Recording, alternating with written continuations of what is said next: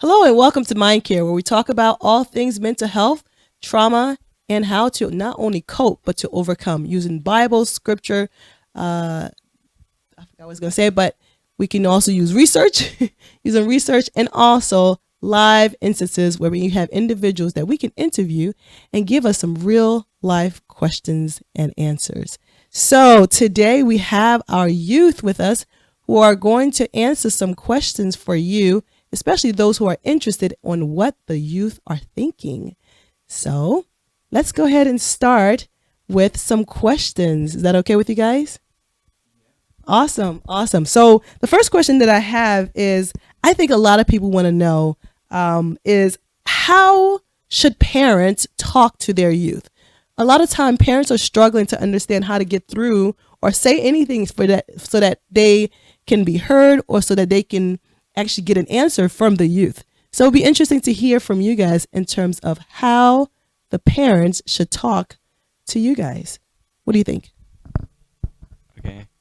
Um, well, I think you need to let the child get comfortable with opening up to you. And once they finally do that, you don't need to just go and say, tell me everything you know about this. You need to go up to them peacefully and be like, hey, tell me a little bit of what's wrong. And they will most likely open up to you because they feel comfortable with this. They feel like I don't have to share every single thing. I get to choose what I want to share. So parents, if you're listening, hear what the youth are saying. Start by asking simple questions to get them comfortable and show that they care. All right, so our next question today is, what do kids struggle with the most? Depression, anxiety, and addiction because they're hiding from themselves and they're not happy with who they are anymore. Okay, thank you. Thank you so much for that, because I think a lot of people need to understand that kids are truly going through a whole lot. And there's so many questions that I can ask, and I know you probably have questions to ask the youth as well. But another question that I have, if I can ask, is what are some of the things or problems that parents should ask you about? What are some problems that you think that parents should talk about with the youth? What are your thoughts on that? Um, really, like I said earlier, just those simple questions because they feel loved and wanted, and that people are actually thinking about them. So the kids actually want to talk. Actually, not a whole lot of the time because this is me and myself. I feel embarrassed about it. I kind of not happy with myself with what I've done, and so I don't like sharing that with others, which I know is not best because then you harbor that, and it goes off and it comes up like an evil surprise. Yeah.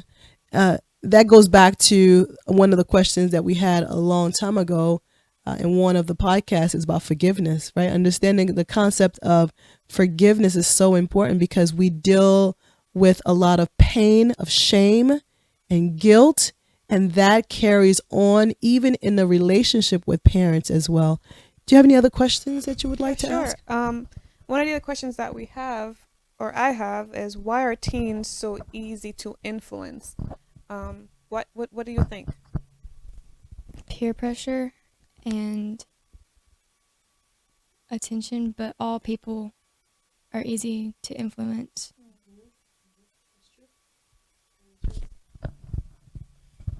Very true. We all can be influenced. Young adults, old adults, teenagers, we are all human beings that can easily be influenced.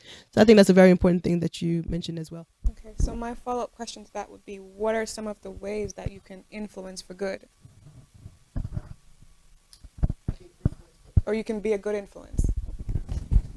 Just don't be like how these people are today. Like, this generation is horrible. Like, Tell them the truth. it is horrible. And people just follow along with it, and it's not okay because they don't know the dangers of certain things. Okay. So the final question that I have is, what do you guys believe the purpose of life is? Now, this is a deep question. I don't know what answer I'm going to get. So it's going to be interesting to hear what you believe the purpose of life is. I believe that the purpose of life is to share goodness and life with others. For example, say you're married, a husband and wife. The woman or the wife is going to give the husband kids, and that gives him a will to live for the kids. Then for the husband, for example, he goes to work and he takes care of the kids. He's going to keep making money and things to show that he loves her, and that's going to give her another will to live along with her kids. The kids, however, they also have their parents to look up to show them things through life, and that will also give them another will to live. So the purpose of life, to summarize for you, is about giving, isn't it? I truly agree with that statement. A life of taking from somewhere. I believe that God gives us all of those things, love, to spread out and to share and to give. Keep on giving.